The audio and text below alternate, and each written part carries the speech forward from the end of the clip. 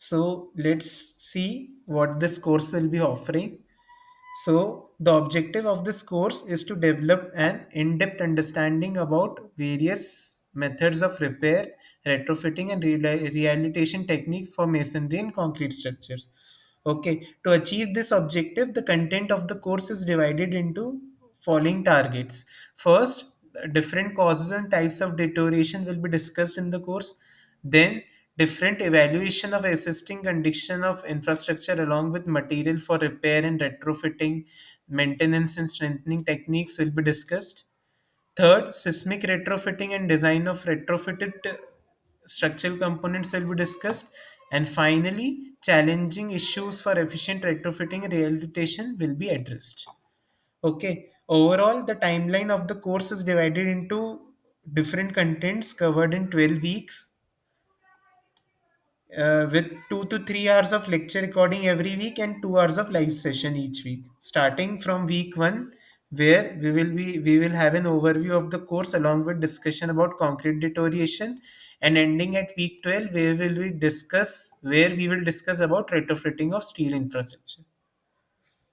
Okay, so I hope everyone are clear with the background of the course. If it is so, we will start with the week one content. So, we all know infrastructure development plays a vital role in the growth of a country's economy. And this becomes much more important in developing countries like India, where demand for infrastructure and accommodation of fellow countrymen and their day in, day out activities play a huge role in country's GDP index. So, it is well said that infrastructure sector is a key driver of Indian economy. And Indian government places a strong emphasis on this sector as it is crucial for overall growth of the country. Okay, you can also see the same in figure 1, how from 2007 to 2016-17, there how steep was the increase in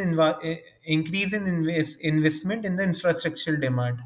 Okay, and how much it significantly played a role in the growth of country's GDP. Okay, and if this growth is followed properly over the next 12 to 13 years, it is a planned prediction that India will be able to achieve a 5 US dollar 5 trillion economy by 2028 and 29. Okay, and overall, it will help the nation to achieve its target from to be reclassified from a developing economy to a developed economy. Okay, so this shows that infrastructure development is a very important criteria for a country. Now, there are different ways in which infrastructure plays an important role in our day-to-day life. Some of the major examples to these projects are metro lines that are well developed in Delhi, Madras, and are under development in elsewhere. Dams, which are mainly used for regulating water flow and also are source of hydropower energy.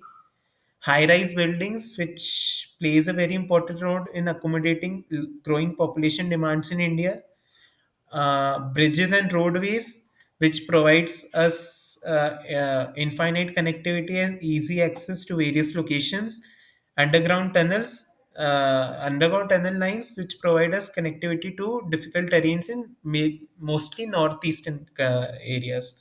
Okay, and there can be much more examples like this, which will say a lot about the importance of infrastructure growth. Now, although the demand for new infrastructure is there to meet, at the same time, it is also important to preserve the existing infrastructure. But as it is said, due to several reasons like exposure conditions, mishandling, natural calamities, deterioration, or what we say as degradation, of infrastructure has become inevitable, which generates distresses in the structure and eventually leads to collapse and loss of lives, either directly or indirectly. There have been tons of such incidences recorded in the past several decades in India, few of which has been shown in the figure below. As you can see, the collapse of 6 to 7 story building have happened in the last 10 years in major countries, in major cities like Bombay and Delhi. And there was also a bridge collapse which was recorded in Bombay due to poor maintenance, and a flyover collapse in Kolkata which was recorded recently due to poor infrastructural development or misuse of the resources. Now, why these collapses are happening? These are due to deterioration. And what is deterioration? Deterioration is nothing but anything which affects the structure's performance for its function. So, a particular structure is designed for a particular function. If one of these is not properly described, then deterioration will happen. I will pause here for a moment and request everyone to pay utter importance on this line again, because this is what will form the base of this course. Deterioration is nothing but anything which affects the structure's performance for its intended function. Intended function is very important when we are talking about deterioration. You can see some examples for this as damaged roadways that you can see here. Now, the deterioration here can happen due to several reasons, either due to use of substandard construction material use or due to passage of overloaded vehicle. Both are related to whether the structure was designed for its intended function or not, okay, or was used for its intended function or not. In the second image, you can see a collapse of residential building that happened due to foundation failure, marking ineffective planning. And in the third image, you can see a collapse of an apartment building that happened due to natural reasons like earthquake. Okay, so these are few examples which tells us about how deterioration prevails in infrastructure. Okay. Now, these problems can be resolved if repair and rehabilitation techniques are properly paid emphasis. How? So, as you can see in this figure, a structure was intended okay, so first you will see we understood how collapse are happening and why collapse are happening. Okay, collapse are happening due to deterioration, and why deterioration happens because the structure was not able to perform its intended function. Now, why this happens? What this is leading to? This is decreasing the serviceable life of a particular structure. So you can see in this figure, on the y-axis we had the performance, and on the x-axis we had time. Now, my structure that I initially built was des- designed to have a lifespan of this much time period, T1. However, due to deterioration, my performance of the structure decreased steeply, and it lost its performance at time T2 only. And this difference between T1 and T2 is what is known as loss in structure life due to deterioration. Okay, now this problem can be resolved if repair and rehabilitation techniques are paid proper emphasis, since they will enhance the performance index of a structure from time to time and will increase the serviceable period of a structure.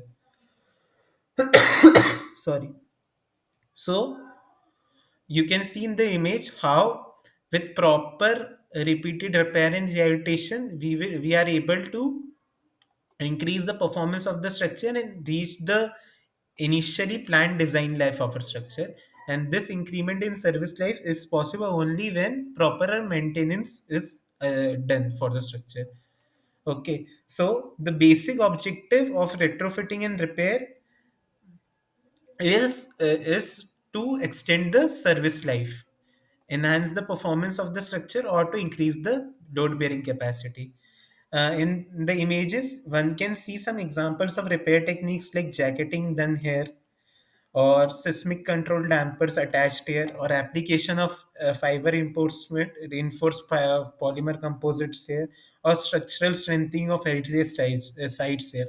All these are the part of retrofitting and repair activity, and all these are done to extend the service life, which was decreasing due to increased deterioration activities. Thus,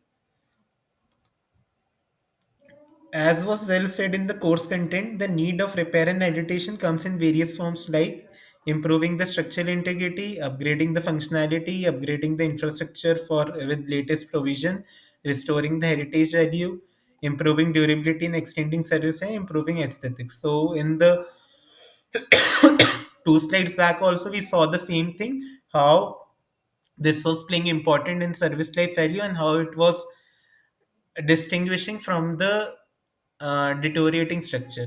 This is the need of retrofitting and repair. And what benefit we get from retrofitting and repair?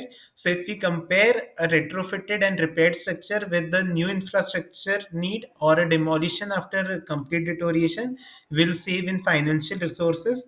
And new infrastructure will demand some more finance, which will be which will not be required if proper maintenance is done. Saving is natural resources. Since we are not building a new infrastructure, we won't consume more natural resources and it will save natural resources. Saving in equipment and manpower cost in the same way as we discussed in first and second point. Saving in consumer cost in the same way, since new infrastructure is not needed, the consumer may not need to move in and move out, and it will save his or her time also. And environmental benefits also, which when compared to demolition, much more waste is generated and much more uh, distribution needs to be done. But if retrofitting and repair is done properly, that will also be a benefit. Environment will be also benefited. Okay. Now, to understand the role of retrofitting in the repair in infrastructure, this course was divided into 10 modules. Module A, where we will be discussing about deterioration of concrete structure. Module B will discuss about condition evaluation and testing. Module C will discuss about general repair and retrofitting of concrete structure. Module D will discuss about fiber reinforced polymer composite and characteristics. Module E will discuss about retrofitting of existing structure using FRP composite. Module F will discuss about concrete overlay for pavement rehabilitation.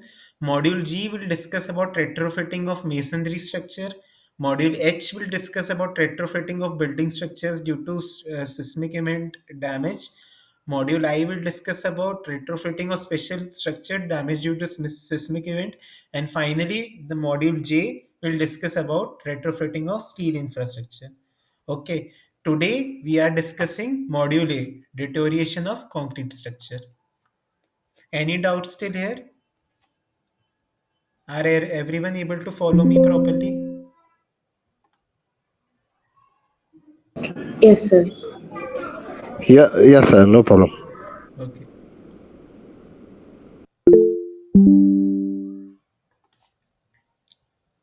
Okay, so let's start with module A. So, module A is about deterioration of concrete structures. We all know that concrete is the second most consumed material on earth after water and sorry, second most consumed material on earth after water, and is used for in construction of several mega infrastructure projects. In the initial slide only we saw several examples of infrastructure projects, and most of them was a concrete structure. Now most of the concrete structure that we see around us are composed of two components, steel and concrete. Okay, this system of reinforced concrete, the combination of steel and concrete is what is known as reinforced concrete. And this system of reinforced concrete was introduced by ASTM, American Standard, in 1920s. Okay, till 1971, reinforced concrete was assumed to have infinite lifespan. However, post 1971, due to increasing severity of exposure condition and improper construction practices, downfall of these structures started happening, and they started losing their lifespan much before their intended period. Okay, you can see in this images some of the few examples like how these deterioration in concrete structure happens.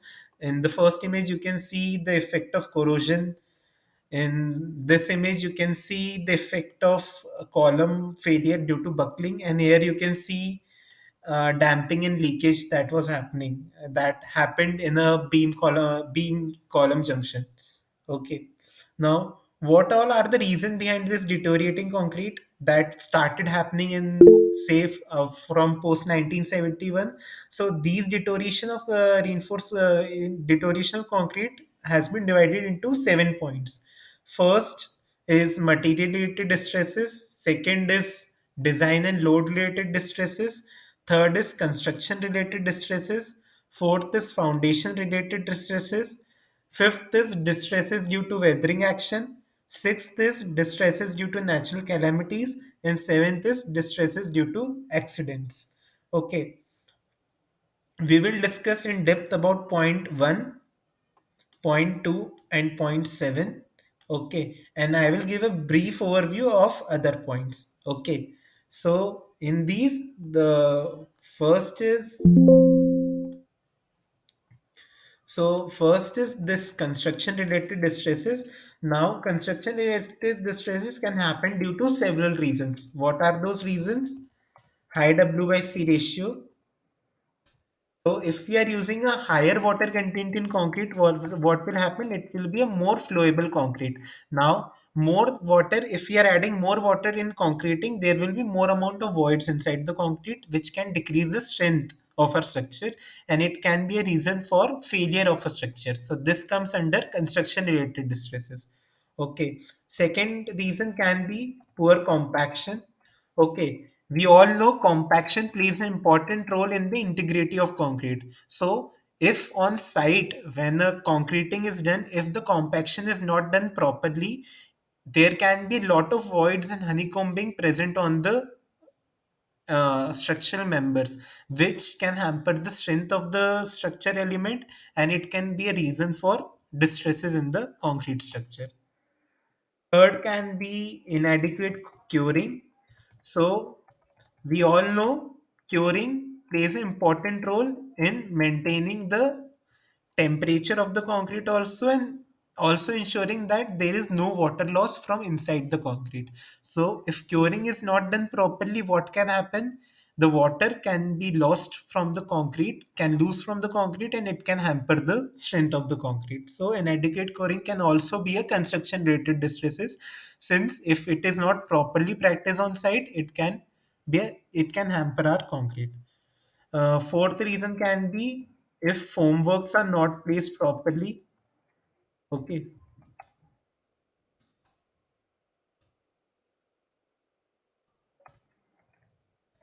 Okay. So how this can happen? Suppose if I wanted to place a foam work around a column and it is not placed properly, it is placed loosely, or it is not covered, it is not covering all the faces of the column. So what will happen if the foam works are placed loosely? They won't be able to compact or hold the concrete properly, and the concrete will bulge out from the initially planned column dimension, which will become a reason for distress. And if they are not covering the all the sides properly, then there can be loss of water due to evaporation, which again will contribute in construction related distresses. Okay, apart from this, if there is improper uh, placement of rebars. Okay, now, how this contributes to construction related stresses, we all know reinforcements are present in concrete to take tensile strength. Okay, so if I can draw, wait. So suppose this is a my concrete element, okay, and some load is acting on the top. So my top half of the concrete will be under compression and the bottom half is in tension. And we say that concrete is weak in tension. So we provide reinforcement here so that the tension can be taken by the reinforcement. But what if on site the workers have misplaced the reinforcement on the top side rather than on the bottom side? So due to this, what will happen? the concrete won't be able to take tensile load, and there would be nothing to support the tensile load that is coming from the top, and this can be a reason for failure of a concrete structure. Okay, so this also comes under construction related distresses. Okay, after more, some more points can come in this, like inadequate cover thickness. If my cover thickness is not proper, it can also hamper my performance of concrete. Use of poor quality material. If my material is not good, it won't be able to achieve the desired strength and structure, and it can also affect the problem. Or if my formworks are removed early. So, generally, we say that it takes 20 days for concrete to gain above 99% of its strength. But if I'm removing formwork just after 5 to 7 days, what will happen? The curing has not been done properly, and the concrete won't be able to gain the complete strength because some loss of water will start happening. And this can also become an issue in construction related distresses. Okay, so these are all some points which can come under construction related distresses. Okay, now the fourth point is foundation related distresses. This mainly includes subsoil settlement. Okay, how subsoil settlement can happen? It can happen due to several reasons, like soil swelling or shrinkage. If there's some shrinkage in my soil, my ground will settle.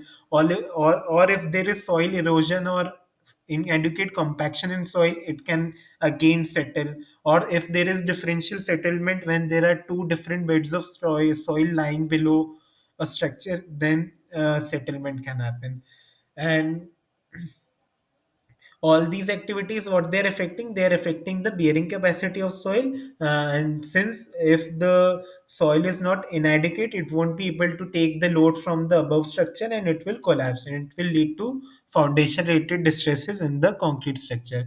We saw one example like this in the earlier discussion. If I can show you again, in this image, if you can see here, my foundation, the soil below the structure collapsed, and it led to collapse of my soil below the structure was not able to take the load of the structure, and it led to collapse of above structure. So these all things come under foundation related distresses. Okay.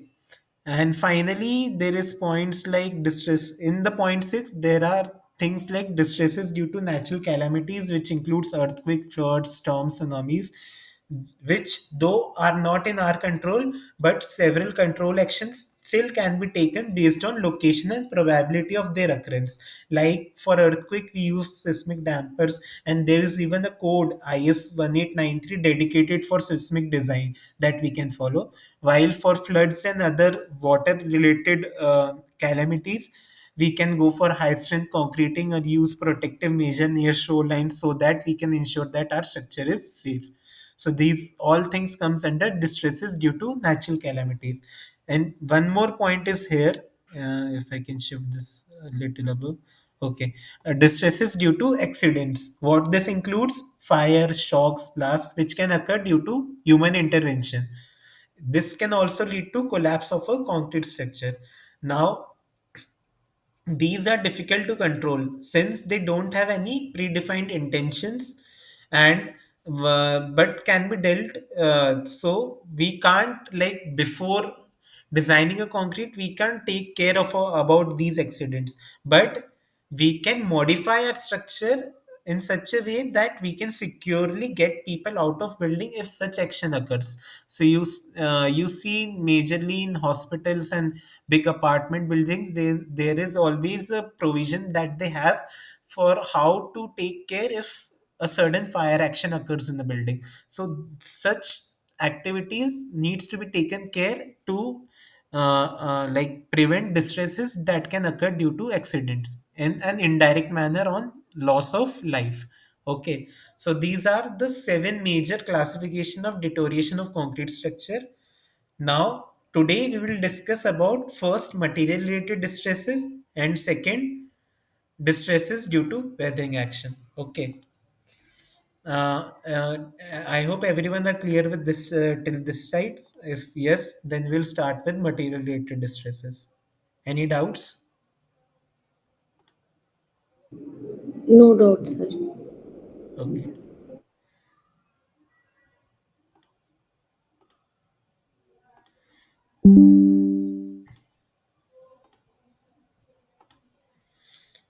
Okay, so now we'll discuss about material related distresses. The first and the most prominent one in this is corrosion of embedded reinforcement. Okay, to understand corrosion, its cause, its effect, and its remedial steps, it is important that one is thorough with 3 points. What is corrosion? How corrosion occurs? And what is the end effect of corrosion? The first question is simply said as corrosion is a natural phenomena of interaction of metal with its surrounding that leads to loss of functionality of steel and subsequent structural collapse. This is what forms the crux of corrosion. If you are clear with all the 3 points and what is related to these 3 points, you will be clear with corrosion and how you can prevent corrosion. Okay, so you can see here also that this single definition covers both cause and effect of corrosion.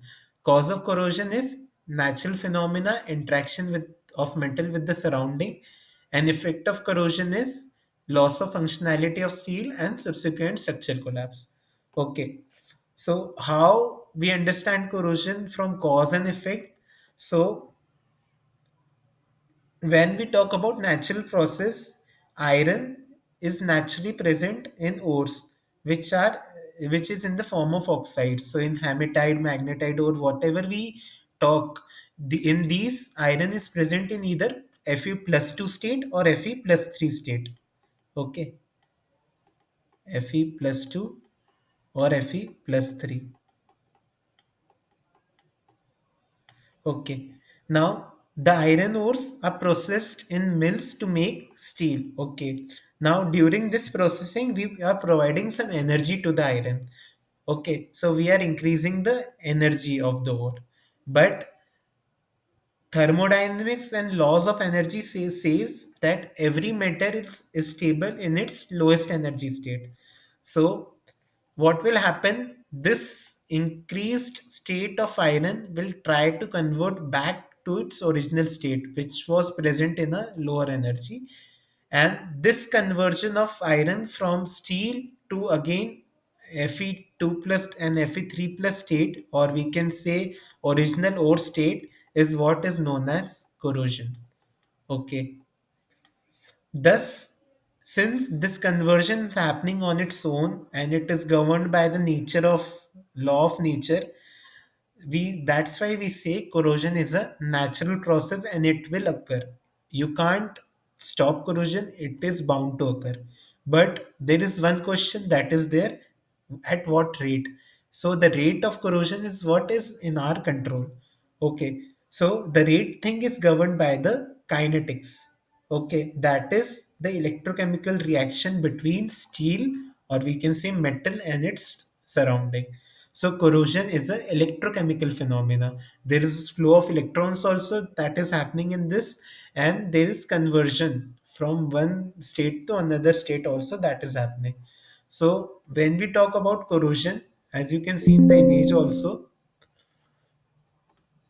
there are two sides when we are talking about corrosion. Okay, so the corrosion reaction is divided into two sides. The electrochemical reaction that governs corrosion is divided into two sides: anodic and cathodic reaction. Okay. So what I mean by anodic reaction? Anodic reaction is oxidation of iron from Fe to Fe plus 2 state with release of two electrons. Okay, this is known as oxidation of iron, oxidation of steel.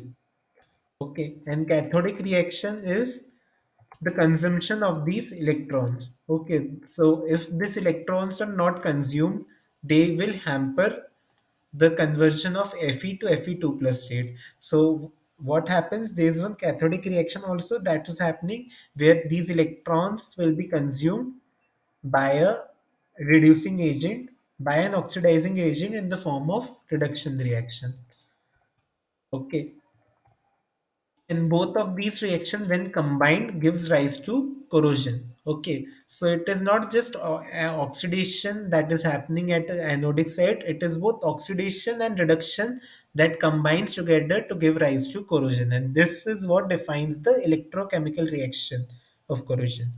Okay, so if we see, when we talk about concrete, reinforced concrete, the anodic reaction is this only. Fe is converting into Fe2 plus 2 electrons, and my cathodic reaction becomes the conversion of O2 to OH minus. So O2, oxygen from atmosphere enters through the concrete, and in the presence of H2O, it consumes electron and convert to OH minus. Okay, now this Fe2 plus and this OH minus combines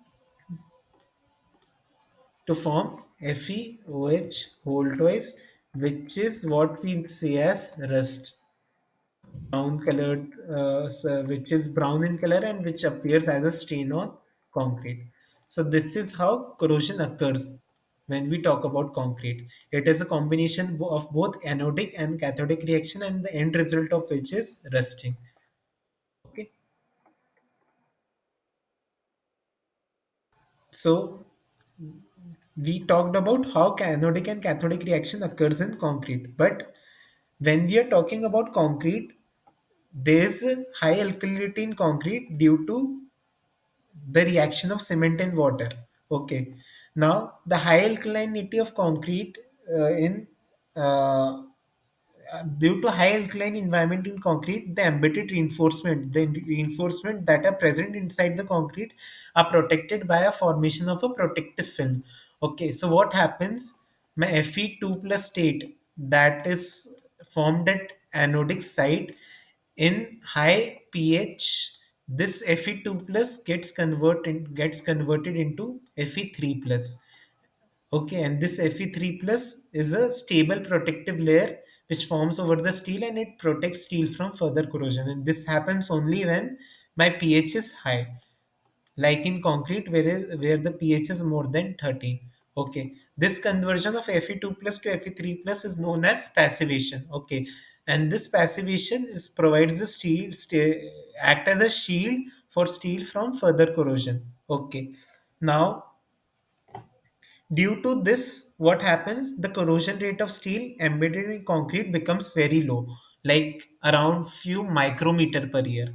Okay, and we generally are not concerned about that. But this passive layer is not like always there. Okay, it can also be broken. How? There are two ways. Due to carbonation, which is known as carbonation induced corrosion, and due to chloride ingress, which is known as chloride induced corrosion. Okay, so in case of carbonation induced corrosion, what happens? CO2 ingresses through the concrete and it reacts with cement and damages it and changes the environment of concrete, which makes steel to corrode. How? So I will again write the equation. Okay, so as CO2 enters the concrete in the presence of water, it combines with calcium hydroxide that is present inside the concrete and form CaCO3. Now you can see what is the problem here. Okay, initially we said that the high pH is the reason for passivation of steel inside concrete, but as calcium hydroxide is getting consumed by CO2, what is happening? The pH of the concrete will be decreasing, and as the pH of the concrete will be decreasing, that passive layer that was formed will become unstable, and the corrosion rate will increase. And this is how due to carbonation, corrosion happens inside concrete. You can see in this image also, due to carbonation, the passive layer was destroyed and Fe OH Holtoise formation will happen everywhere on the steel surface, and it will give rise to homogeneous corrosion over the steel surface. Okay, so this is carbonation induced corrosion. Now, in case of chloride induced corrosion, what happens? Chloride ions move with what in the presence of water through the pores present in the concrete and reaches the steel reinforcement. Here, since chloride are highly electronegative element, what will happen? They will combine with Fe2 plus, and instead of letting Fe2 plus to convert into Fe3 plus and forming a passive layer, it will combine with Fe2 plus and form FeCl2 complexes. Okay, these FeCl2 complexes are soluble, and they won't let passivation to happen, and they will consume steel, and this is how corrosion rate will be accelerated. Okay, so this is how, in another way, passive layer is destroyed and corrosion is induced in reinforced concrete structure. Okay. And what is the end result of these two reaction? The end results of these two reaction is the formation of corrosion product. Okay, we saw one example of that, FUH whole twice. Here you can see much other examples also.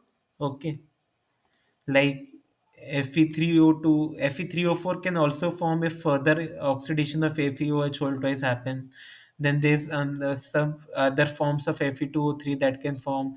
FeOH whole thrice can form. FeOH can form. All these are known as corrosion products. And why are these products a problem? Because of their volume expansion. So when compared to Fe, okay, that is present in steel, these products have a very high volume. They can occupy a very high volume. Now, inside concrete, we know there is a dense matrix and there is not much space available to accommodate extra things. So, if these products are forming here on the steel concrete interface and they are occupying much more volume than that is present inside the concrete, what will happen? Stresses will be generated in the concrete, and if these stresses, the tensile stresses that are generated, if they exceed the tensile strength of the concrete, what will happen? Cracking will happen. Okay, and this cracking will eventually lead to spalling of concrete cover and delamination of a concrete block from the cover part. Okay, and will cause deterioration of concrete. At the same time, what is happening? Some amount of steel is also getting consumed. So if the steel is getting consumed, it will also hamper its load, tensile strength capacity, and subsequently my steel will also lose its performance. So this is how my corrosion is affecting the concrete, reinforced concrete. And this is what formed the second part of my definition, that leads to loss of functionality of steel and a subsequent structural collapse. How we can see these activities happening? So you can see in these images. Okay, if I can move these things a little away. So see, you can see in these images various examples of concrete deterioration that happened due to corrosion. So in the first image, you can see how corrosion led to cover concrete spalling, which exposed the main reinforcement and corroded had spalling and delamination happening everywhere. Here you can see a bridge pier of a metro line, how due to corrosion all the cover got delaminated and steel rebar got exposed. Here also you can see one wall where cover concrete was delaminated due to corrosion, and here also you can see a steel structure where steel is directly exposed to environment and how it is severely corroded due to action of chlorides, mostly chlorides, because carbonation is what is affecting concrete, not steel. So mostly due to chlorides, how severely the steel structure was affected. Okay. Now, how can we prevent corrosion? There are three ways. So, we talked that corrosion is a two-step reaction, the cathodic reaction and anodic reaction. Okay, if can we, this is the two parts of corrosion. Okay, anodic and cathodic reaction. If we can control any one of them, what will happen? ultimately the corrosion rate will be reduced. So the cathodic reaction can be governed if my oxygen from environment is not coming to the steel surface at a very high rate. How we can ensure that? By properly designing and detailing my concrete, by coating the concrete surface, or by using corrosion inhibitor. Like in any ways, if we can make concrete less permeable, we can reduce the rate of cathodic reaction. And how we can control the anodic reaction? If we can modify our reinforcement such that it won't corrode easily. How it can happen? By performing some using some electrochemical techniques, like there are cathodic prevention, cathodic protection, cathodic prevention, and other techniques like induced current cathodic protection, all those things. There are use of corrosion inhibitors uh, which can accelerate the passivation tendency, or using coatings on reinforcement, like here it is done, which can act as a barrier to external environment. Apart from these two things, we can even modify the reinforcement also, like by using stainless steel, which has a much higher tendency to resist corrosion, or by using corrosion resistant steel, which can also resist corrosion. Some examples are like here you can see stainless steel. Here you can see a cathodic protection system. Here you can see how zinc spray is done, which offers galvanization. And here you can see how concrete surface is getting coated, which is a mean of reducing the rate of cathodic reaction. So this is all about corrosion. How corrosion happens, why corrosion happens, what are the different means of corrosion which can cause deterioration of concrete, and how we can protect a concrete from corrosion activity. Any doubt in this? It is like in-depth topic. I'm just giving you an overview, because if we will discuss much into this, then we can plan a whole 12-week course on this. So I have just given an overview. If you have any doubts, you can ask. So it just showed a zinc spray. Is it applied on the concrete? No, no, it is applied on steel. So what happens? Zinc is a sacrificial metal. It has more tendency to corrode compared to steel. So what will happen if we are coating our steel with zinc? Instead of steel, zinc will corrode, and it will protect our steel within it. So that's why we say galvanization, or it is also used as a form of sacrificial metal. Okay, so it can be used for structural steel application. In structural steel also it can be used. Instead of steel, it Okay. will corrode. That's the basic concept. Okay. Any other doubt? Yes, I have some. Good evening. Good evening. Uh, Actually, I would like to say that here clear cover already matters. Now, if the water can't passage into the reinforcement area, is it possible that corrosion will happen? Uh, There may be some loopholes, or there may be some passages, so that the outside CO2 or the water can easily passage throughout the concrete and reach the concrete, and steel corrugation is started. yeah, yeah. So we say that concrete is not completely impermeable. There are voids, there are pores that are present inside the concrete, through which these harmful agents like CO2 and chloride ingress. But what we discussed earlier, if you can see in the slide here, okay.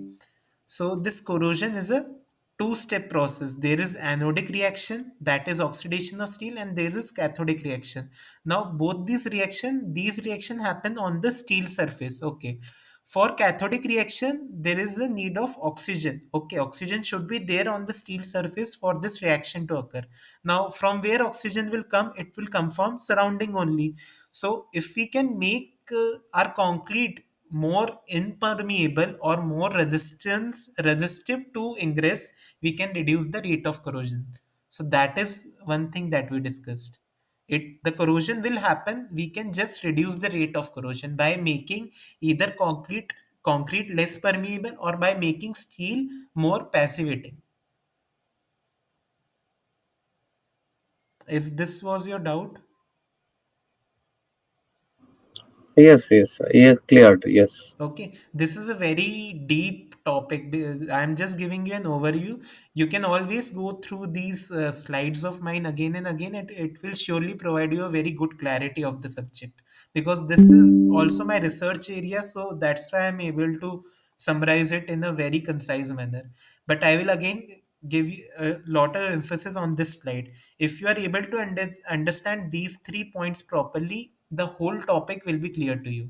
It is a natural phenomena, interaction with surrounding, how the surrounding interaction happens due to electrochemical reaction, and due to this there is loss of functionality of steel also, and there is this loss of concrete cover also. Both losses are happening. If we can control the electrochemical reaction in any way, we can control the third point. Okay, so it is a very simplified description of corrosion, and it will surely help you to understand corrosion. Okay, any other doubt? Sir, myself, Susmita, sir. Okay, Sir, for fiber reinforcement concrete, we use steel fibers, no, sir? yeah. Can we use this kind of cathodic reaction controls That is a on that completely reinforcement? different thing, because that depends upon a lot of factors. So I would like we should not go in that depth right now, because right now we are just discussing some base. When we'll talk about fiber reinforced polymers and fiber reinforced concrete, we'll give emphasis to this points. Let everyone get to that stage of understanding and then we'll discuss. Okay. But Yes. just right now, if I can answer, fiber reinforcement is done to increase the strength of the concrete also, to make concrete more impermeable also. But any electrochemical operation that we are performing on concrete will affect all the conducting elements inside the concrete. If my fibers are glass fiber or other kinds of fiber, like mainly glass fibers, if my fibers are glass fiber, it won't be affected by any electrochemical reaction. But if they are steel fibers, they also would be affected if I'm of performing any electrochemical method. Okay, so this is what I can say right now to you. A lot of Noted, sir. thing governs a activity, so we need to take care of everything. Okay. Now we'll move to the second distress reason. The second is acid attack in concrete. Okay. Now this form of distress is majorly seen in sewer lines in the form of attack by sulfuric acid. Okay. So how this happens? So attack by sulfuric acid occurs mostly in sewers where a lot of sulfide gases exist owing to large degree of microbial action. So inside the sewer, there's a lot of sulfide, hydrogen sulfide present. Now, when these hydrogen sulfide is released in from the sewer, they combine with O2 to form sulfuric acid. Now, this sulfuric acid released, they interact with the concrete in such a way that they create an acidic environment in the concrete, which primarily hampers the cement phases of the concrete, CSH and ettringite, making them softer and unstable. Okay. And eventually, the attacks of sulfuric acid, what it does, it leads to gypsum formation when it reacts with the calcium hydroxide, which leads to loss of integrity and structural softening and destabilization of the concrete. This was a like very brief overview. So if anyone is well aware of acid attack in concrete, he or she will understand this, right? But how this is happening, how sulfuric acid is interacting, that is what we'll see in the next topic when we'll talk about sulfate attack in concrete. Then you will be clear with how this gypsum formation is occurring due to sulfate attack, and how this is hampering the concrete. That will be clear in the next point. But right now you need to understand what is happening. From the sewer, sulfuric acid is released. This sulfuric acid combines with O2 to form, from the sewer, hydrogen sulfide is released. The hydrogen sulfide combines with O2 to form sulfuric acid. This sulfuric acid interacts with concrete and forms, like it has two influences.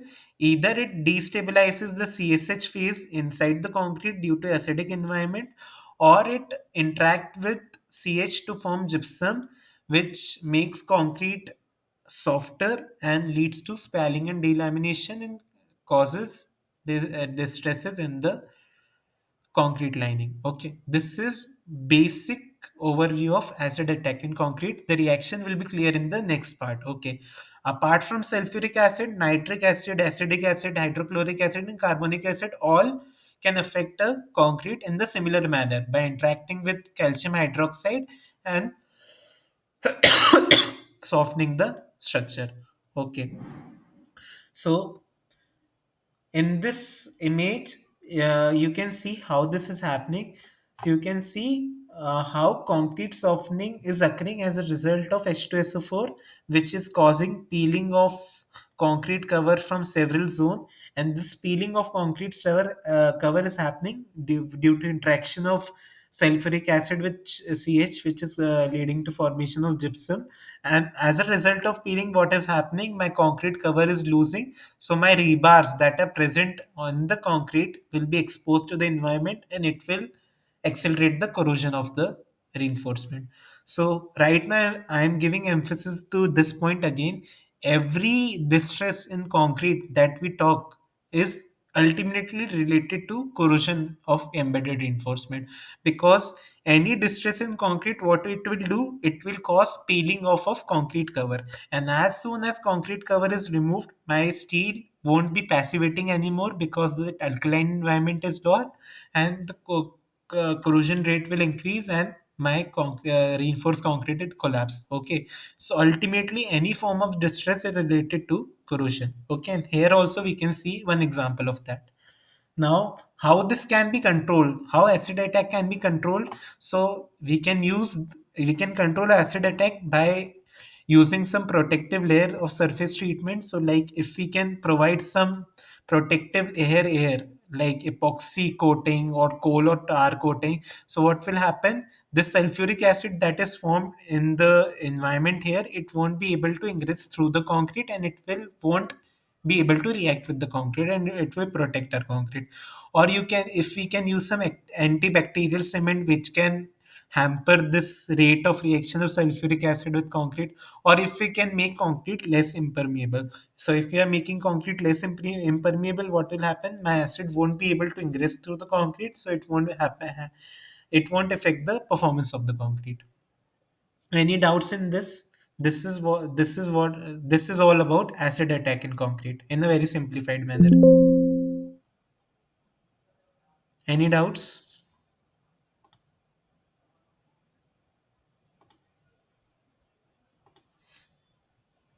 Okay, we will move ahead now.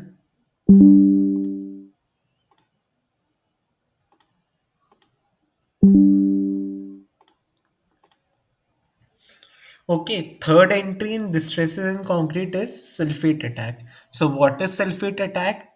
Sulfate attack is nothing but the reaction of sulfate ions and the hydrated cement products. Okay, now this uh, how it occurs? It can occur due to two reasons. From external sulfates, so if from groundwater or seawater or from sewers that we saw earlier, if sulfates enters inside the concrete, then sulfate attack can occur, or it can occur due to internal sulfates. So if inside concrete also the materials that we are using, the cement or the water, if they have high sulfate content, those sulfates can also hamper the hardened concrete. Okay,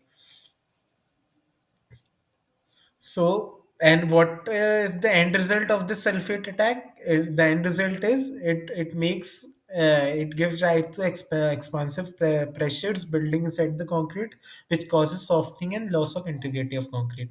Now, how this happens? So we will see one by one. So the sulfate attack can be seen to affect concrete in three ways. Okay, this is a very important slide because this slide will help you to understand both sulfate attack and acid attack. Okay, so sulfate attack can be seen to affect concrete in three ways. First, by interaction with calcium hydroxide. Second, by interaction with aluminate phases that are present in concrete and their hydration products. And third, by interaction with CSH. Okay, how?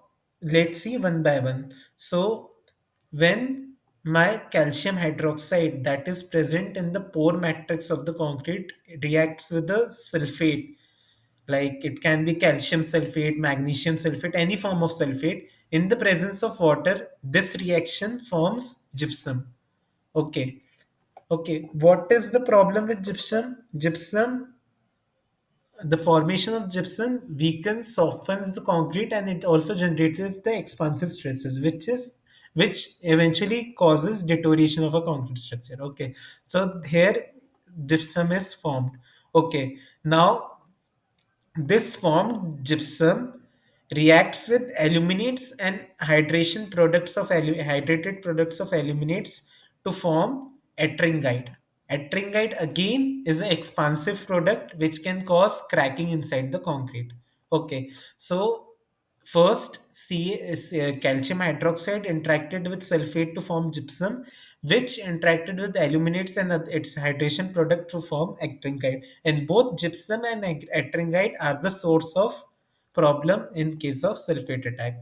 Now, there is one more source of gypsum which can come if that is from reaction with CSH. So when CSH interacts with sulfate, it also forms gypsum, which can come here and react with the aluminate phases to form ettringite. Okay, so this is how sulfate interacts with three different components of a cement matrix: CH, aluminates, and CSH. And what is the ultimate result of it? The formation of both gypsum and ettringite, which are related to expansive stresses, which causes distresses in concrete structure. Okay. In the first reaction, you can also see one more thing. My CH is getting consumed. So if my CH is getting consumed, my pH of the concrete will reduce. If my pH is reducing, passive layer will be destroyed. Corrosion will also be accelerated. So that's why sometimes, apart from carbonation and chloride induced corrosion, sulfate induced corrosion is also written because it is also a source of reduction in pH in concrete system. Okay. So as we said earlier, the expansion associated with gypsum and ettringite formation leads to cracking, and this cracking leads to loss of strength and structural integrity due to loss of cementitious structure. You can see in both the images here also you can see the cracking that is happening due to sulfate attack, and here you can see in hardened concrete when there is delayed attringite formation, like when attringite is forming in the hardened state, due to expansive nature of attringite, what happens? It breaks the contact between aggregate and cement, and aggregate are no more able to contribute in the strength, and it hampers the structural integrity of the concrete. Okay, so this is how sulfate can affect the concrete either from external ingress or due to initially internal presence. Okay, how we can control this? We can control this by using some preventive measure like use of sulfate resistant cement where there is low C3 content. So if my C3 content will be low, my aluminates and hydrate phases will be low, and my formation of ettringite will be low. So the expansive stresses that can be generated will be low. It can also be consumed by, it can also be prevented by using SCMs. So if I will use supplementary cementitious material, what will happen? It will consume more amount of cement, and it will allow less formation of CaOH whole twice. If my CH is formed less, my gypsum will be formed less, and my tringite formation will be low, and my cracking will be low.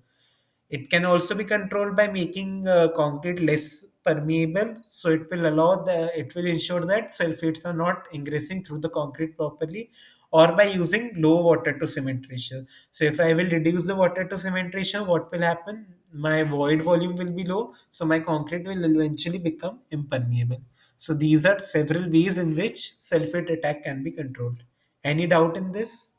Are everyone clear with how sulfate attack happens and how it can be controlled? So if you use SCM, your pH will also drop down, no? That is a side effect that we can see. If you are using HCMs, pH will also drop.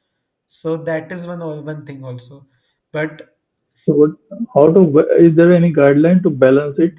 Now, How much maximum? generally, we are not replacing HCMs by 100%. So, if you know, we use fly ash and slag as a replacement level of 25% and 40%. Okay. Now, what will happen? There is not just COH voltage that is making concrete alkaline. There is also NaOH, KOH that are present inside the concrete, which can ensure that the concrete is alkaline in nature. So if we are not adding, replacing OPC by a large amount of HCMs, we can ensure that the pH is not dropping that much that my steel is depassivating. So both are there. In one way we are reducing the sulfate attack, but in another way we are affecting the pH of the concrete also, that we need to take care. So there is a like trade off in both the things. We need to control Okay. the amount by which we are replacing. Okay. Any other doubt? Okay, let's move forward. Now, the fourth in the list of distresses in concrete is alkali aggregate reaction. So what is this? So alkali aggregate reaction is the reaction of alkalis with the certain specific types of aggregate. What are the certain specific types of aggregate? Aggregates where silica or carbonate are present in amorphous form, or we can say reactive form.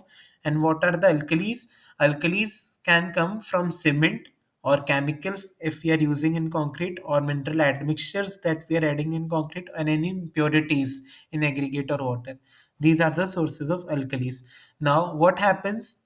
The alkalis, they react with silica and carbonate in the presence of moisture to form alkali silica reactive gel. These alkali silica reaction gel in the presence of water expands and generates stresses. So if this expansion is happening in hardened concrete, what will happen? Tensile stresses will be generated, and if this tensile stress is more than the tensile strength of concrete, concrete cracking will happen. Okay, so most of the deterioration in concrete is due to generation of expansive stresses. Here also is one of the example. Now, majorly between silica and carbonate, the alkali silica reaction prevails. Okay, so we will see how this expansive stresses are getting generated due to alkali silica reaction. So what happens? The aggregates that we use in concrete are generally non-reactive, and they does not react with cement.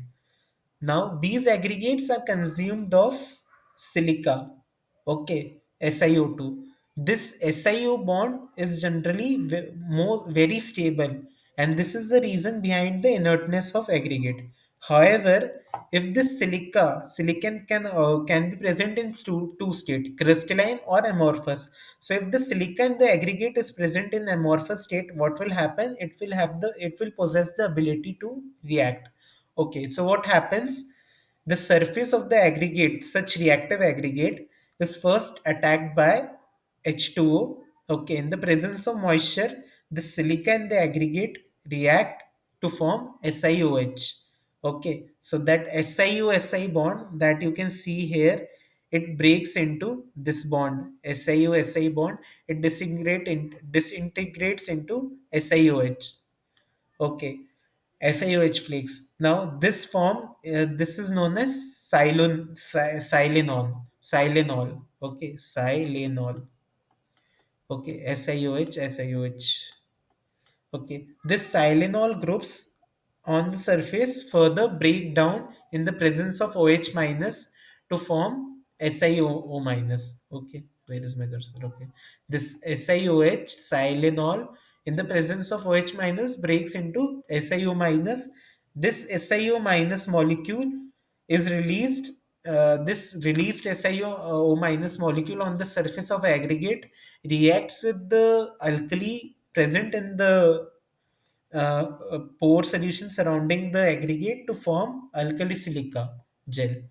Okay, so you can see here how SiO minus reacts with alkali to form a alkali silica gel. Now this formed gel in the presence of water swells up, and this swelling of alkali silica gel inside a concrete can cause generation of expansive stresses which can lead to cracking of concrete cover.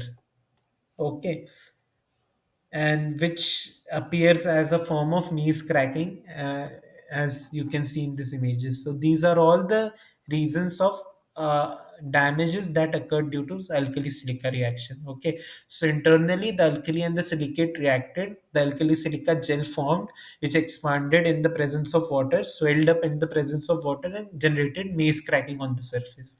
And this in this image you can see how gel formation is happening and how it is generating cracking. Okay, so this was one aggregate and this was cement paste surrounding the aggregate, but due to the interaction of silica inside the aggregate and alkali in the cement paste, this swelling happened and it started disintegrating the cement paste. Okay, you can see here. Okay,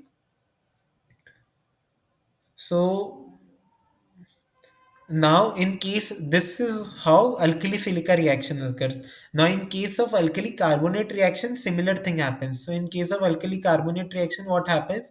The alkali hydroxide reacts with the dolomite. Dolomite is nothing but, I guess, MgCO3. Okay, you can check once. This is a like ore of carbonate. So alkali hydroxide reacts with dolomite and forms MgOH whole twice, which is again expansive in nature and causes cracking. So everything is related to formation of some product which is expansive in nature and is causing the cracking inside the concrete. Okay, so this is alkali aggregate reaction. Alkali is reacting with aggregates and forming expansive product which are cracking the concrete. How we can prevent such reaction? By using non-reactive aggregates, by using SCMs or low alkali cements, or by preventing water permeation by applying suitable coatings. Because we see here water is a necessary tool for these reactions. So if we can make concrete less permeable, we can also prevent this reaction from happening. Any doubt in this alkali aggregate reaction? So what is the When time we period for the deterioration? Means how much within how much time period this alkali This is a aggregate long reaction term process. It highlighted? won't happen in a very short time, but you can see these effect after a much time period. Like when the concrete is hardened enough such that the expansive products that are forming are able to generate stresses. Okay, so there's no nothing like a fixed timeline present, but we generally say it is a long term process. It won't happen in an early age. No, no, but long time means how many? 5 years, 10 years, Maybe or five within the year, first 10 year. There 5 years? is no fixed time that is mentioned anywhere for this. It Even though depends if the upon how aggregates are reactive my reactive. alkali is. It will depend upon how reactive my aggregate is and how much alkali is present. So if my reaction is happening at a faster rate, it can happen within 5 years also. But if my reaction is happening at a slower rate, it can happen after 10 years also. Okay. Okay, everything Yes. depends upon the so rate at which the reaction is happening. Okay. so this dolomite, what you said, it is CaMgCO3, sir, and this MgCO3 is magnesite. Okay, okay, thank you. I had that confusion. Thank you for clearing. Okay, so the presence of magnesium in dolomite leads to formation of brucite, which again generates expansive stresses. Okay, any other doubt in alkali aggregate reaction?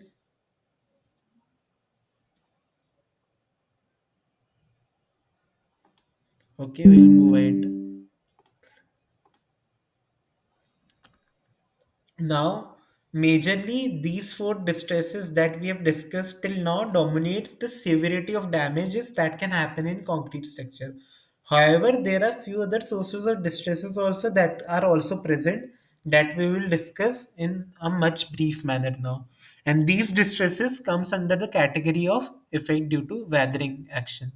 Okay, distresses due to weathering action. Okay, the first one in this distresses due to weathering action is divided into four categories, and the first one is freezing and thawing of concrete. Freezing and thawing of concrete. Okay, so The problem with the of freezing and thawing prevails in cold climatic conditions. Okay, and which is mostly found in European countries, and this problem is based on several critical points. What are these points? The water, when it converts into ice, it expands by 9 to 10%. Okay, this is one point that we need to remember. The freezing point in smaller pores is depressed by a large extent. So what this point says, this is my one pore, this is the second pore. This I can say as capillary pore, and this is say gel pore. Okay. Or interstitial void or anything. Okay. As the size of pore decreases, the temperature that is required to freeze the water inside the pores also decreases. So there is a fact that in in concrete there are such pores also that are present where freezing won't happen until the temperature is as low as minus 40 degrees Celsius. So if my pores are very small, my freezing will be difficult. If my pores are large, my freezing will be easy. So when the temperature drops, the water in the capillary force freezes first, and then it moves to smaller pores. Okay, this is the second point. Okay, third point is, if my concrete remains frozen throughout its lifetime, then it won't much be a problem. The deterioration occurs only when there is successive cycles of freezing and thawing. Why? We will see. For this, we first need to understand how this problem occurs. Okay, so when there is a temperature drop in the surrounding, what will happen? The freezing of water will start in the capillary pores. Okay, as the water in the capillary pores freezes, it forms ice. And what this does, due to this, the unfrozen water experiences pressure by the expanding volume of ice, and this water tries to travel through the paste. As the water tries to travel through the paste, it generates internal stresses in the paste, and this internal stress that is generated in the paste is directly proportional to the length of the path of water flow.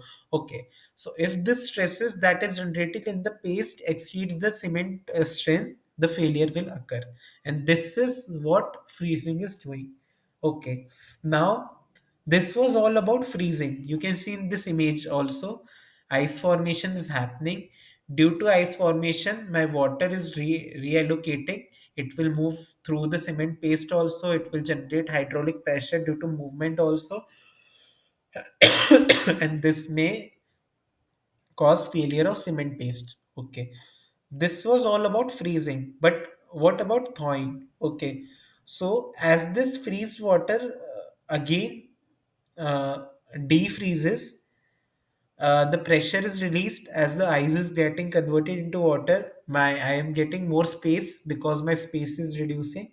And then when again freezing happens, the again pressure builds up. Again, when freezing stops, the pressure releases, and this continuous cycle of pressure building up and raising, what it does, my water is flowing through the cement paste, my water is releasing from the cement paste. In out behavior of water, it disrupts the cement paste, and eventually it disrupts the integrity of cement and concrete. Okay, the same can be seen in these two images also. Like in the first image, you can see the water was collected in a crack in the rock. Now, as the water freezed, it expanded. So there was not much space available here for water to convert into ice and accommodate here. So what happened? Due to formation of ice, there was a crack inside the rock. Now, when ice thaws, when the ice melts again, what happen, my water will ingress through the crack. Okay, and it will occupy a deeper section of the rock. Now, when again there is a freezing, what will happen, the whole water will be converted into ice again. It will expand in its volume, and it will again cause more cracking in the rock, and eventually it will crack the complete rock. And this is how freezing and thawing is affecting a rock. Similar things can be seen here also. In case of pavement, my water is ice melts when there is a warm atmosphere outside, and it fills up the cracks with water. Now, when the temperature drops, the water freezes and it expands, which causes cracking on the surface. And this cracking on the surface, what it does, it makes the pavement weaker and it causes distresses for the vehicles that are moving on the top. Okay, similar thing can be seen here also, how due to continuous squeezing and thawing, my cement paste got disintegrated and there was a collapse of concrete that happened in the structure. How to prevent this problem?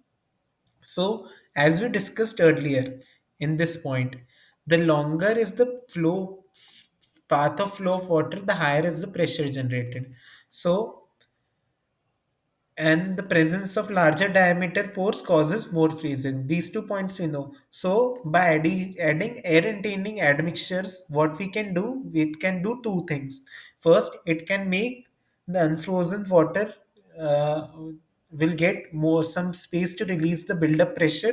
Okay, so you can see this is an air entrained void. Okay, when there is a formation of ice, what is happening? My water is flowing due to pressure that is exerted by the ice. Now this void is a free space. So this void will allow water to release the pressure. That can happen. One thing that is happening. And due to air entering admixtures, what will happen? My pores will be well distributed. So if my pores are well distributed, my capillary pores will be lower and my freezing will be lower. So these are two ways in which air entering admixture generally works. Okay. And another way in which we can prevent freezing and thawing is by using low water to cement ratio in concrete. Since if my water to cement ratio will be low, my porosity or pore size will be low, which will make freezing difficult. Okay, so this is how we can control freezing and thawing. And here we saw how freezing and thawing occurred and how it is affecting how it is causing distress to a concrete. Any doubt in this? So air entraining agents introduce voids, but this doesn't decrease the strength of concrete. It can hamper the strength of the concrete also, but everything has a trade-off. Suppose my requirement for concrete strength is M35. I am casting a M55 concrete with addition of air entering agent. Now that air entering agent has decreased the strength of concrete till M40, but I am safe because my requirement was M35. So there is always a trade-off in two things. We need to take care of both the things. Okay. Okay, we can Yes. Got increase it. the strength of concrete by and include air entering agent both so that the ultimate strength is not affected. Is it clear? Sure. Yes, sir. Okay. Sir, can you please explain this? What is this critical distance 0.2 mm, sir? So this is the path length that I was talking here. Okay. So if my path length is more than 2 mm, it is said that my cement will crack. My cement failure will happen. So this is what I have written here. So if my pores are well distributed, my path length of pore will be less than 0.2 mm. It won't build up enough pressure that the cement will crack.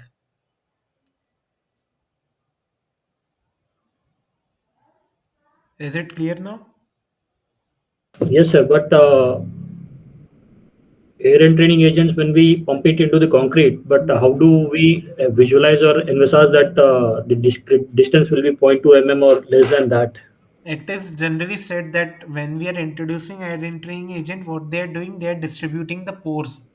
If the pores are distributed properly, there won't be like big pores present at certain location or more connected pores inside the concrete, so that critical distance will get lowered. Okay, this data of zero point 0.2 mm, it might have come from some research that a person used this amount of air entering agent and it observed, he or she observed that the critical distance would reduce. So from that source I picked up this point. Okay. You can Okay, sir. also check for that maybe using MIP or some like some X-ray technique or something. You can also see how the pores are distributed and how much they are connected or anything. That can also give you some indication of what is happening with air entering agents due to introduction of air entering agents. Yes, sir. But yes, sir. I'll do a search on this because the main context is nowadays we are using RMC plants. Okay. and there the entire concrete is mixed with all the admixtures and whatever the ratios have been given to them. Yeah. So at that time, once it is mixed, no one is ensuring. It's basically the machine which is doing everything, and there is just coming to the site and we pour it and we start doing the construction. Yeah. You can check on this ones. Okay, but generally there are certain guidelines that may also be present in the Indian standards, like how much air training agents you need to use when you are concerned with freeze and thawing. That you can also look into. So, sir, yes, sir. Okay. Now, the second cause of like problem due to weathering action in concrete is thermal effect. Okay, so this thermal effect is based on two critical points. Okay,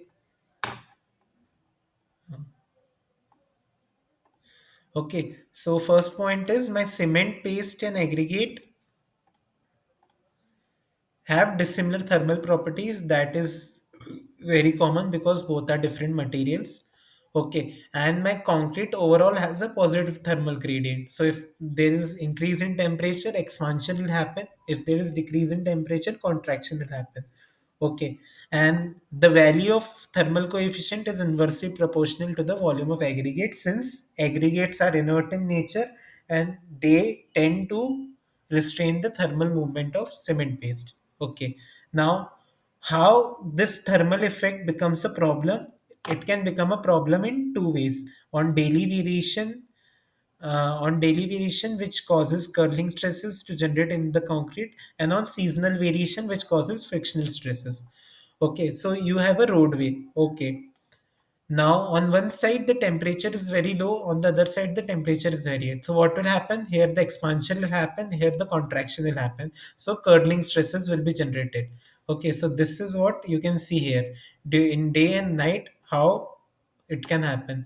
On the sides also, or on the top and the bottom also, you can see. If in night, my top part is cooler and my bottom is warmer compared to the top part, so my road will tend to curl in this way, and on day it will come in the upward direction. So these are known as curling stresses that can generate due to thermal effect. And second is seasonal variation. So we know that concrete has a positive thermal gradient. So if the temperature increases, what will happen? It will try to expand from the part where there is no, it is free to move, and it will also try to contract when there is decrease in temperature in winter, and this can generate frictional stresses. Okay, now due to these stresses, what happens? There is cracking in the concrete. So in this image you can see a deep line crack that was generated due to thermal effects, due to that may be generated in summers due to expansive stresses, or in winters when there was contraction in concrete which led to cracking in between. And in this image also you can see how temperature variation on the concrete wall led to line cracking, which was a result of differential temperature gradient. Okay, so these problems are mostly found in pavement concrete, and such problems can be prevented by providing expansion and contraction joints. So generally, when we are talking about pavement designing, if you would have also gone through that in your UGs and PGs, you have seen that expansion and contraction joints are provided to take care of thermal effect that can cause cracking in the pavements. Okay. So till now we haven't seen any question related to anything that we have discussed. Let's see one question here. Okay. So in this diagram, let's see how temperature gradients can cause deflection, can cause curling in the road. So we have been given a straight low road pathway. Okay, of length 120 inches. Okay, the temperature on one side of the road was 21 degree Fahrenheit, and the temperature on the other side of the road was 68 degree Fahrenheit. The thickness of the concrete was 6 inch. I need to determine how much deflection that would have occurred due to temperature difference. Okay, try to determine this deflection. I will give you one data. Assume your own thermal coefficient of concrete and try to get a value. We will see I will also tell you the solution how we determine the deflection. I will wait for 5 minutes. You just give it a thought how it can happen, and then we will see the solution. Okay.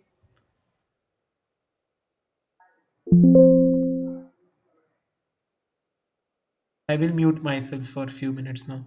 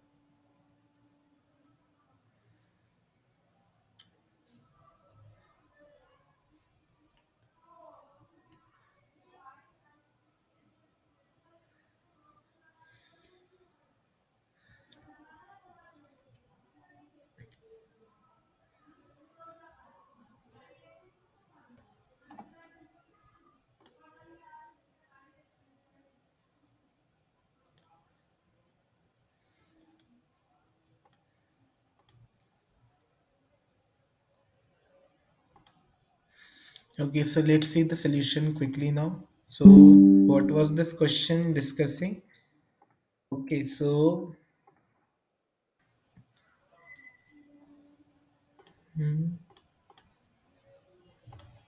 it was given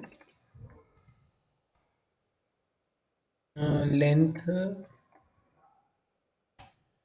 of that concrete section was 120 inches,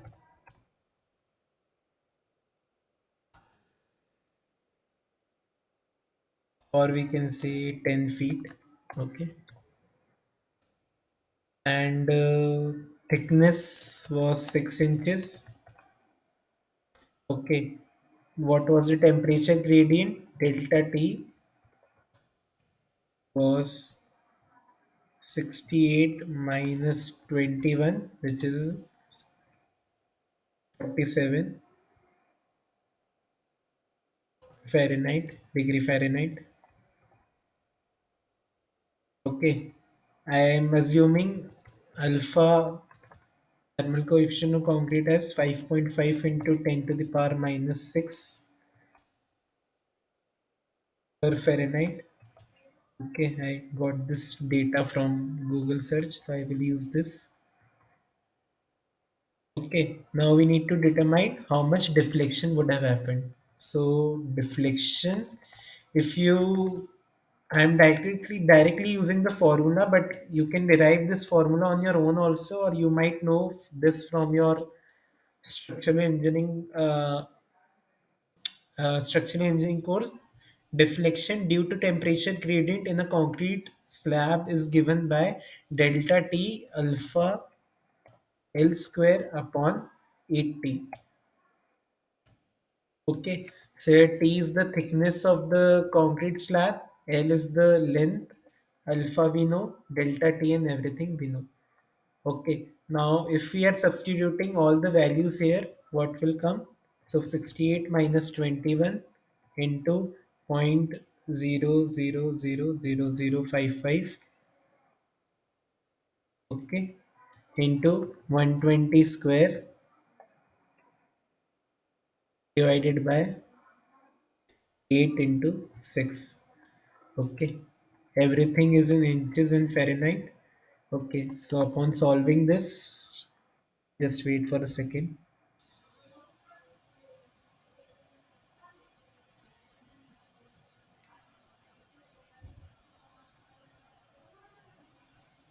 It will come out to be 0.078 inches. So this much swirling would have happened.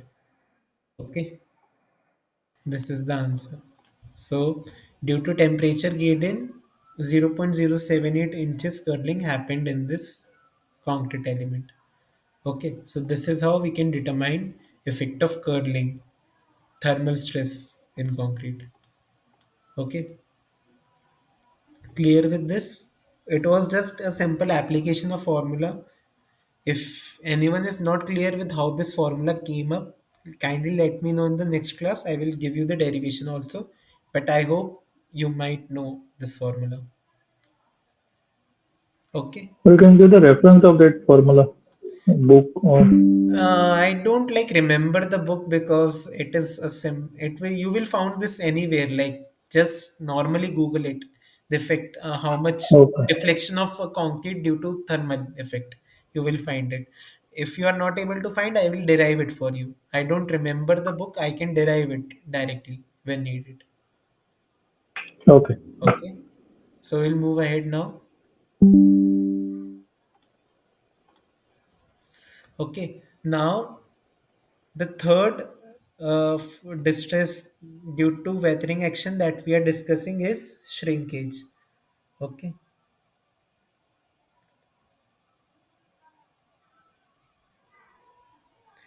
so simply saying, shrinkage is nothing but volume change in concrete under restrained condition, which generates stresses inside the concrete.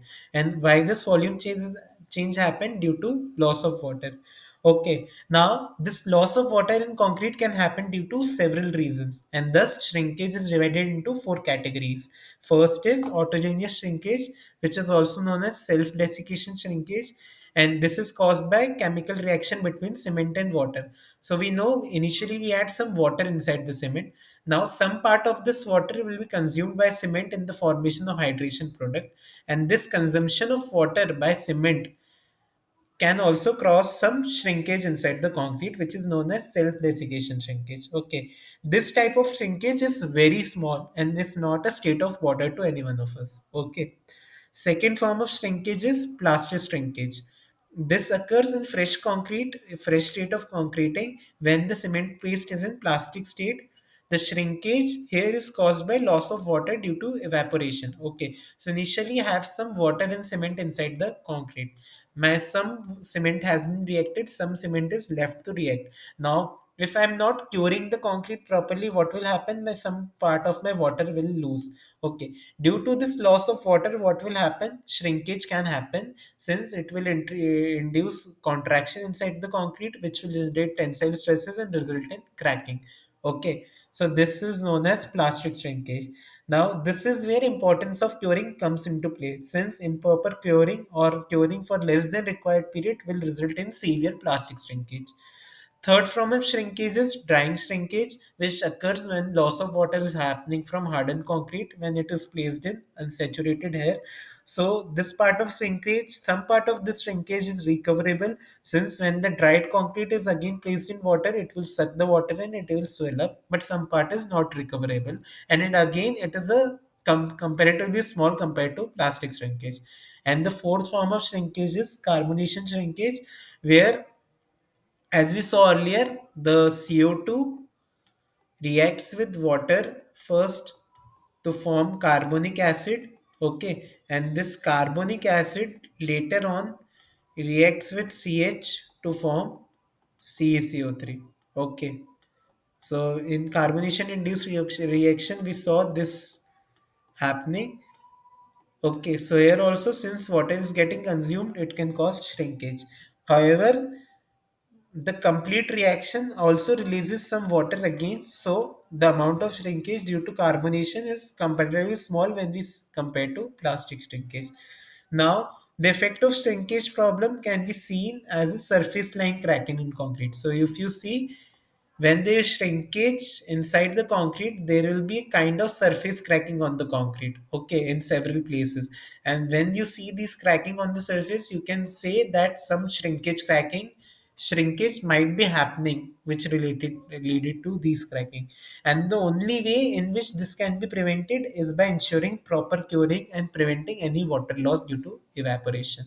Okay, so this is the only way in which we can prevent the shrinkage in concrete. Okay. And finally, the fourth weathering action on concrete is through creep. Okay. So creep is nothing but time dependent deformation of concrete, or we can say deformation under sustained loading condition. So what happens? I have a concrete block. Okay. And I have applied some load P1 less than ultimate load. Okay. Now with time, what will happen? There will be some deflection inside the concrete. Okay, if this load is sustained for a very long period, what will happen? This deflection will become permanent and it will appear in the form of creep. Okay, so you can see in this image also, when the load is applied, initially there is a elastic deformation, and then with time the deformation increases up to a certain limit. And when the load is removed, some part of that deformation gets recovered, some part is recovered slowly, and some part is not recoverable. And this part that is not recoverable is the effect of creep. Okay, so if I would have applied load and removed load instantaneously, that non-recoverable keep wouldn't be there. But since the load was there for a long time, some deflection will always be there in the concrete now. And this application of creep is generally divided into three stages: primary creep that occurs initially, secondary creep that occurs after some time, and tertiary creep that occurs after a long time. So if this long period prevails, then there can be failure of structure also. Okay. As seen from the images, you can see as soon as load was applied, there was initial deformation. Okay. Now, few examples of creeps can be seen in these images also. Here you can see a bridge in which, due to sustained loading of vehicles at the top, some little bending happened on the deck slab, which was the result of creep. Okay. And in this figure also you can see, due to sustained loading, some bending happened as a result of creep in the midspan. Okay. Now, from the discussion of creep, it may appear that creep is a long-term problem. Yes, it is a long-term problem, and it won't affect early performance of concrete. However, because of rapid construction techniques that are prevailing nowadays, what happens? Concrete members experiences high amount of load, uh, as far as their design load at a very early stage only. Now, if these loads can cause deflection due to cracking and due to low early modulus, and so creep becomes a significant effect in both structural integrity and economic effect of the concrete. Okay, so what generally happens when we are designing a concrete, we take into account the action of creep also. So if you know about IAS code, IAS 456, it has a provision for deflection control also. Okay. Now, nowadays, what is happening due to rapid construction, my concrete are getting constructed, and sometimes even after 14 days of curing, we start exposing the concrete to the load. Okay, now if these concrete are exposed to load, what will happen? Initially, the elastic modulus is not built up to ultimate level. So what will happen? Initial application of high load will give a rise to a lot of creep inside the concrete, which will give permanent deformation inside the concrete. So adequate design measures shall be considered for designing concrete to sustain creep effect. Any doubts in both the points, shrinkage and creep?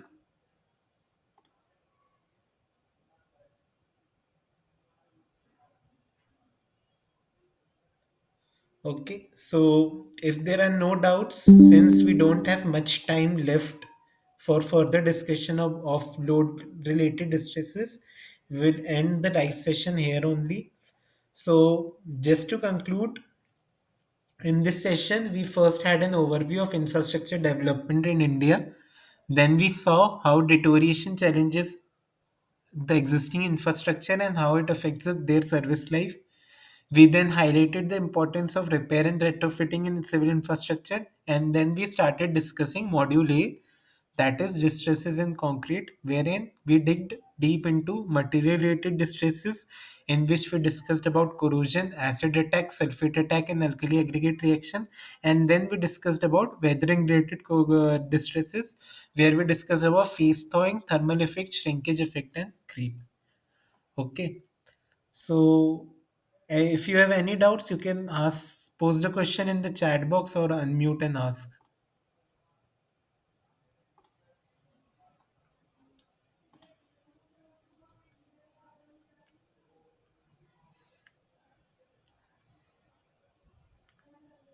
If there are no doubts, we will end our live session here. Thank you.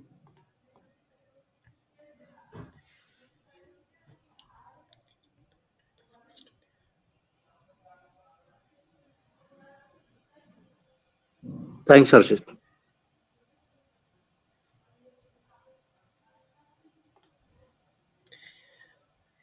Since there are no doubts, I will be ending the meet now. Okay. Thank you. You can again